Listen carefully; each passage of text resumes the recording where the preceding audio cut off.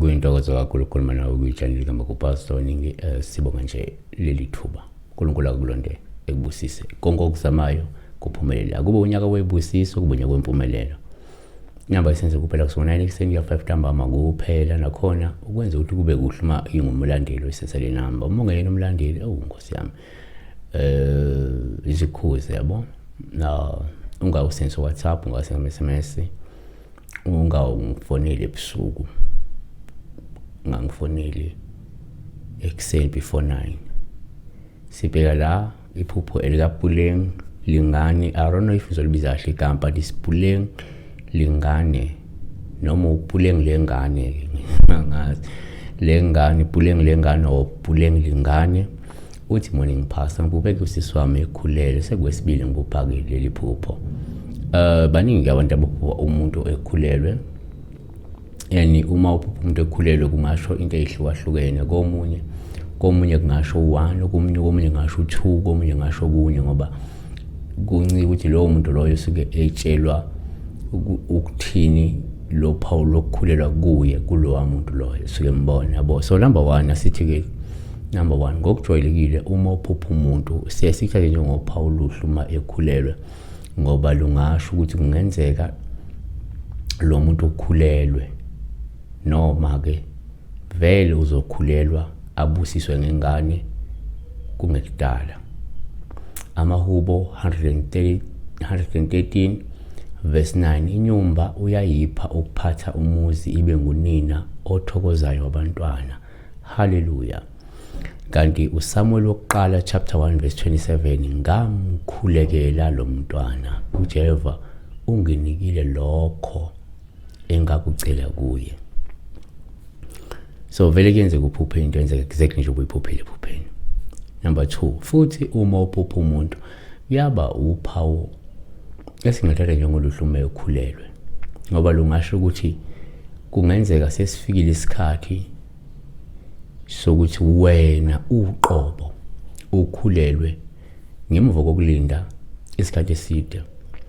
KumaHebheru 11 verse 11 ngokukholwa naye uSara uqobo wathola amandla okukhulelwa esendlulile isikhathi ngokuba wathi ukholekile owethembisayo.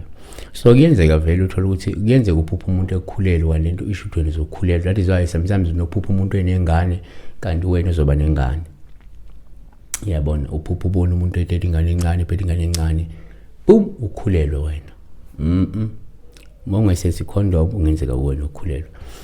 Number 3 kwesinye isikhathi ke uma uphupha la umuntu kuwuphawu esilithathe njengoluhlume ekhulelwe ngoba kwesinye isikhathi ke liye likhombe lesibusiso noma likhombe lomklamo osukuzoletha inzuzo lomvuzo omkhulu nokuthi ke kukhona okuhle okukhulu okuzayo kulowa muntu.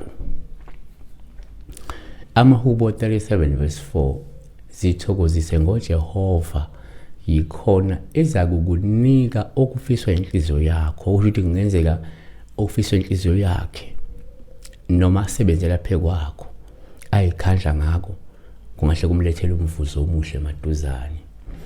Kodwa ke number 4 kuyenzeka futhi uma uphupha umuntu kube uphawu olubi uma ekhulelwe olubuye lusho lo muntu kungenzeka unodaba olubucayi noma imfihlo enkulu yesikhathi eside ekuthintayo osekuseduze vele futhi ke yaziwe. Yabo? Shuthi kungenzeka ibe khona imfihlo noma udaba okungenzeka liyakuthinta wena okungahleli vele emaduze yabona. NgokaMathewu 10 verse 26 ngakho ke ningesabi ngokuba akukho okusitshekelweyo okungayikumbulwa nokufihliweyo okungayakwaziwa. NgokaLuka 8 verse 17 ngokuba ke akukho okusithikileyo okungayikuhlaluka nokuyisifuba okungayikwaziwa kube sobala. Kanti kwesinye isikhathi kuyenzeka ukuthi lo muntu leyo mfihlo leyo suke khona mhlawumbe ingayo lo muntu izovela maduze. Kodwa most of the time kungaba uye lo muntu osuke enento esuke eyigodlile engahle vele ngawe, noma ke esuke izovela ngayo lo muntu possibly. Asifana nokuthi number 5, ngokwesintu uma uphupha umuntu kuyaye kube uphawu luhlume ekhulelwe, ngoba kwabanye kusho ukuthi kunento eyisipho esihle esikhulu futhi esijabulisayo asiphiwa yidalo zakhe noma asinikwa yidalo zakhe noma esikhona esivela kuyidalo zakhe, yabo.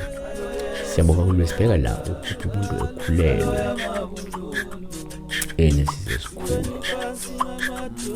Be blessed.